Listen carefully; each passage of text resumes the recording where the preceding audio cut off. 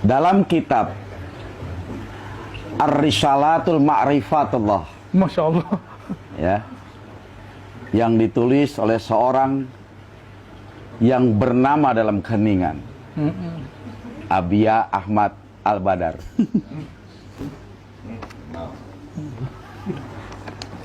Ada dua perkara yang selalu berhubungan dengan perjalanan seorang hamba. Yang pertama adalah ubudiyah ritual, dan yang kedua adalah ubudiyah spiritual.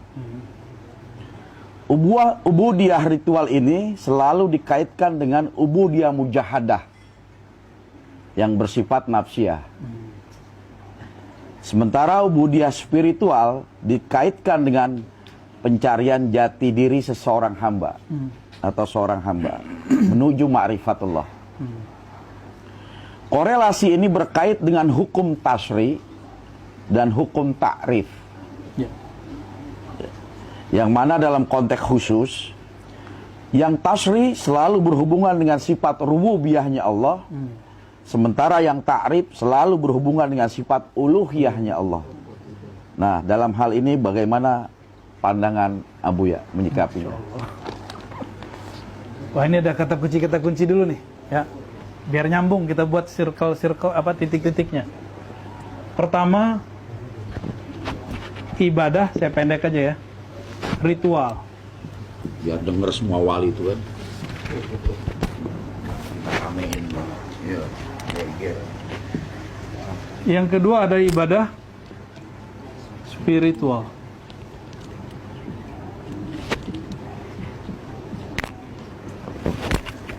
Ritual ini kita sebut dengan ibadah fisik, ya. Ibadah, Biasa. ya. Sedangkan ini turunannya namanya ta'rif. Kalau ini taklif.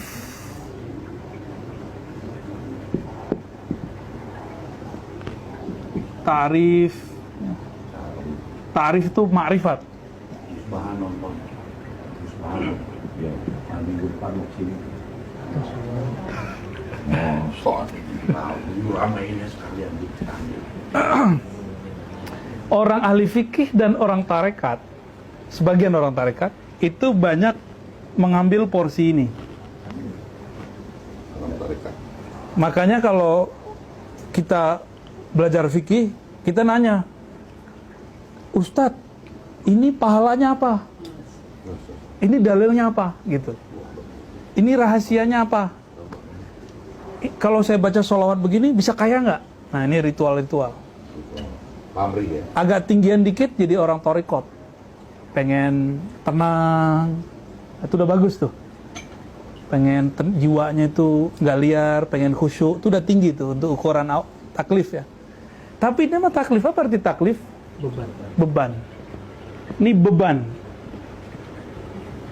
Maka seorang murid ketika datang ke mursyid yang mengajarkan ritual torikot taklif, ritual torikot yang isinya wirid, ijazah, itu murid terasa dibebani.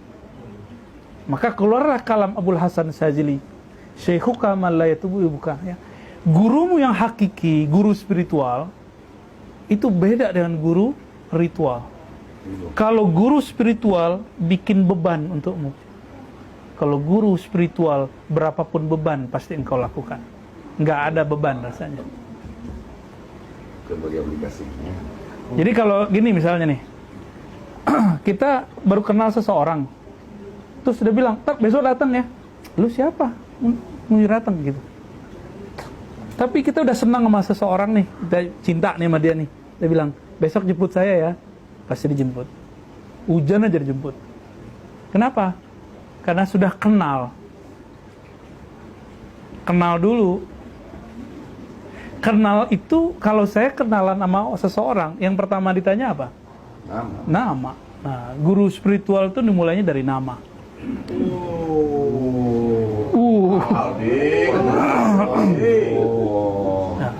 Abdurrahim Ahmad Mali. Ada mati. Jadi ritual ini ngenaknya kemana? Ke fisik. Fisik dia. Kalau spiritual, ini bisa dua nih. Bisa kolbu, ya, bisa ruh. Ada di antara ini. Antara ini ada nih. Akal, ini orang-orang kampus nih. Tapi kalau pakai akal baca hikam capek nggak? Capek. Jadi ma'rifatnya filosof itu melelahkan. Karena filosof ini hal yang ringan, jadi nggak seringan sama dia. Nggak tahu kalau belajar tasawuf. Bahkan antum belajar tasawuf, ya jangan pakai kecerdasan akal, pakai kecerdasan minimal kolbu. Kolbu udah cukup. Ini udah hebat di sini. Apalagi pakai ruh. Ada hadis di hadis Imam Bukhari, apa kata Nabi? Marartu bi qabri Musa wa huwa yusalli fi qabri. Aku melewati kuburnya Nabi Musa dan dia sedang sholat di dalam kuburnya. Nabi Musa udah mati belum? Secara fisik lah ya. Udah mati? Udah. Itu sholat apa tuh? Sholat taklif atau ta'rif? Tahu dari mana? Enggak usah, itu mah antum taklid namanya. Fisiknya udah ada, masih ada nggak? Udah nggak ada kan, dikubur. Udah dikubur, berarti yang sholat fisiknya yang dilihat Nabi atau ruhnya? Berarti sholatnya sholat beban atau sholat ta'rif? Sholat ma'rifat. Jadi selevel Nabi Musa masih ingin meninggikan ma'rifatnya di dalam kubur. Masa kita nggak mau? Jadi mumpung kita masih ada nafas nih, ya kita ngambil ini nih. Teman-teman yang melakukan Allah, taklif ini setinggi-tingginya orang nanti, maka dia sampai kepada tauhid rububiyah. Ini bukan rububiyah ala mantannya dia nih. Rububiyah. Rububiyah itu penyaksian keesaan Allah pada alam semesta. Kira-kira gitu. Sedangkan ar-ruh, ini fisik ya. Fisik ya, alam yang fisik lah. Kalau ruh kemana? Kolbu ntar ada juga. Ini uluhiyah nih. Uluhiyah. Uluhiyah ya zatnya Allah. Maka yang disebut Nabi, ihsan itu engkau sholat, engkau ibadah, engkau berbuat. Kalau hadis Abu Hurairah kan anta'mala. Kalau hadis Ibnu Umar anta'budah. Jadi lebih umum hadis Abu Hurairah, lebih canggih hadis Abu Hurairah. Engkau berbuat, bekerja, dan dalam pekerjaanmu engkau memandang kepada Allah. Itu engkaunya siapa? Ruhnya.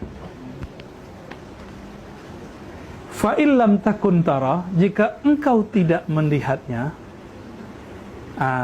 Ada yang lucu nih, Syekh Yusri di Mesir ditanya, saya pengen makna yang lain Tuan Syekh, kata si mahasiswa. Maka beliau berhenti, fa'illam takun tara. Apa artinya? Jika kamu sudah tiada, baru kamu melihatnya. Kalau disambung, jika engkau tidak melihatnya, maka dia melihatmu. Ihsan. Itu ihsan. Kalau kolbu dia kiblatnya kemana? Kolbu baru ke muqaddimah uluhiyah, yaitu nama dan sifat. Nama, ini udah tinggi nih. Maka kolbu ini diisi dengan asma Allah ya, Hayyu Qayyum, Haq, Rahman, Rahim, itu isinya. Ya, nama. Diisinya nama ya. Kira-kira gitu Maulana. Nyambung ya? Insyaallah.